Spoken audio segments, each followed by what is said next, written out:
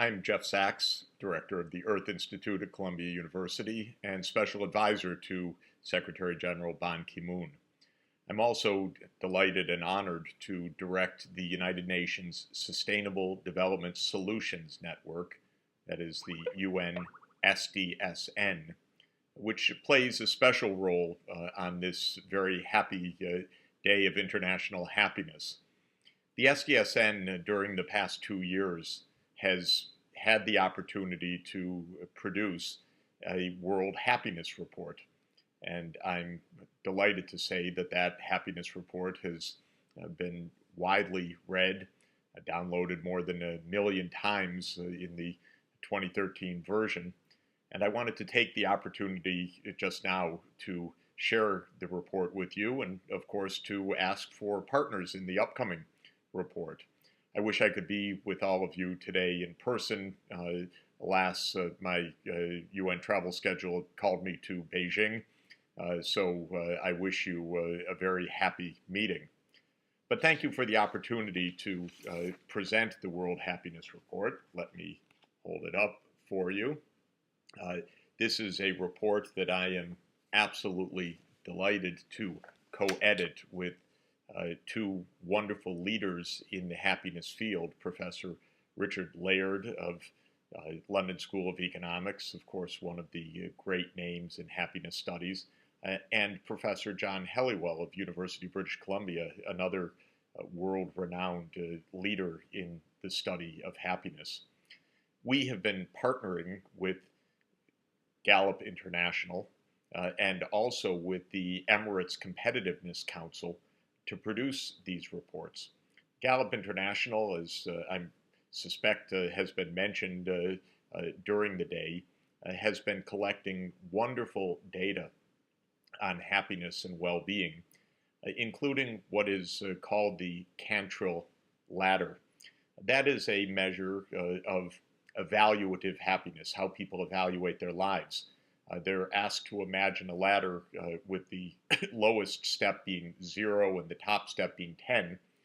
And they're told that the top rung of the ladder is the best state of happiness for their life they could imagine. And the bottom rung is the worst. And they're asked to place themselves on that ladder of life.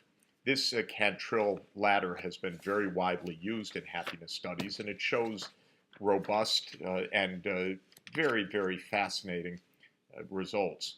In the World Happiness Report, we have been reporting those results and doing analysis, especially papers by Professor Helliwell and Laird, and guest papers by the Human Development Office and OECD and other specialists on what we learn from people's evaluation of their life satisfaction. First, let me say that you get predictable results. Denmark has been the world's happiest country 2 years in a row. At the very top of the list in 2013 is Denmark, Norway, Switzerland, Sweden.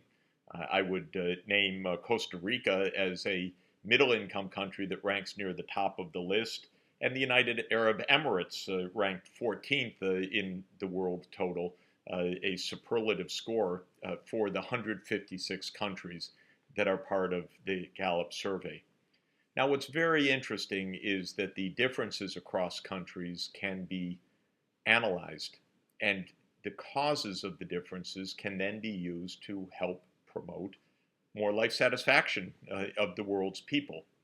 And what we learn when that analysis is done is some very important and I think sensible facts that we need to keep in mind.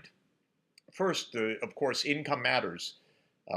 Higher income countries measured in GDP per capita tend to have a higher life evaluation, but the effect diminishes as incomes get higher and higher. It's a logarithmic relationship, so-called. That means that the gains for higher incomes for poor countries are enormous, whereas the same dollar gains for rich countries are very, very slight indeed. But the important point is that development measured in GDP per capita is just one of the factors that is conducive to a high level of satisfaction. Indeed, John Helliwell has identified 6 basic factors statistically, looking at the cross-country differences for the 156 countries. And these are the GDP per capita, as I've just mentioned, life expectancy, or measures of physical and mental health. Third, the quality of social support in the country. People are asked, do you have someone you can rely on if you have trouble? Do you have social support? If the answer is yes, they are much happier than people who feel isolation and the lack of social support. A sense of freedom to make important decisions in one's life is also highly predictive of well-being. Next, and very important, not counterintuitive from the point of the great teachings of all the great religions and the sages, but we forget it sometimes. People who are generous in their actions, who have recently made a generous act, tend to be happier. Happiness is to give, it's to show compassion. And we really need to remember this to foster the sense of altruism and compassion as a source of social well-being, but also individual well-being, not only of the recipient, but of the giver.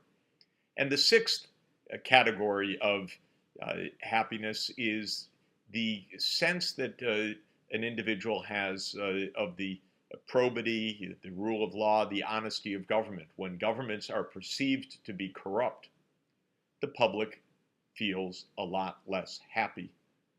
Not only unhappiness about the government, but unhappiness in their own lives. People want to be part of strong social support systems, and they want to be within countries where governments are honest, transparent, accountable, obeying the rule of law. Well, these findings are really important because more and more countries around the world are saying, what is the ultimate goal of our national policies? It's not just to chase money per se, though development can improve our well-being. It is to raise the happiness of the citizenry.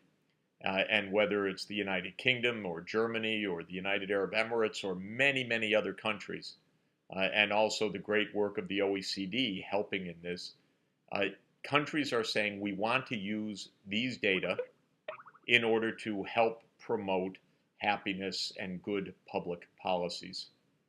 So the 2 points that I want to end with in this brief presentation are, first, measures of subjective well-being, like the Cantrell scale or others, should be part of the post-2015 development agenda.